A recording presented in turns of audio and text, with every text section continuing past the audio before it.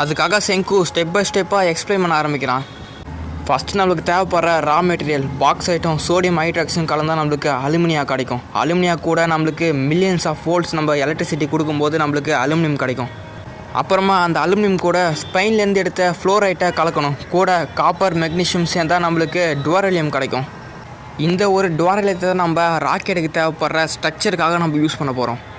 அப்போ கென் என்ன சொல்கிறான்னா, செங்கு நம்மளுக்கு இவ்வளோ மில்லியன்ஸ் ஆஃப் வாட்ஸ் நம்மளுக்கு எங்கேருந்து கிடைக்க போகுது, இந்த அளவுக்கு எலக்ட்ரிசிட்டி நம்ம ஸ்டோன் வேர்ல்டில் சுத்தமாக இல்லை அப்படின்னு சொல்கிறான் கென்.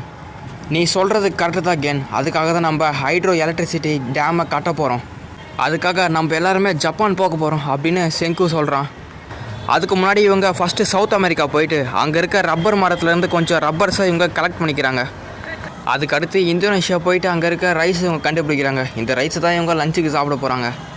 அப்புறமா அங்கேயே நம்ம சாய் குரோமுக்கும் சுக்கியாக்கும் ப்ராக்டிக்கலாக எப்படி ஜாமெண்ட்ரி ஒர்க் ஆகுது பித்தாகரஸ் தியரத்தையும் உங்களுக்கு சொல்லித்தரான். காசிக்கோட ஹெல்ப்போட நாற்று நடுற மிஷினை இவங்க உருவாக்குறாங்க.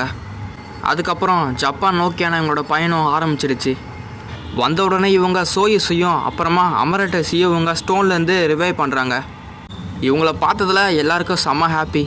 அப்புறமா கொஞ்சம் தூரம் கப்பலில் போயிட்டு மெயின்லேண்ட் ஜப்பானை இவங்க ரீச் ஆகிட்டாங்க. குரோமும் கோவாக்குவும் அங்கே வந்து பார்த்தா கல்லுலாம் அப்படியே மலை போல் கொட்டி கிடக்கு. அது மேலே ஏறி பார்த்தா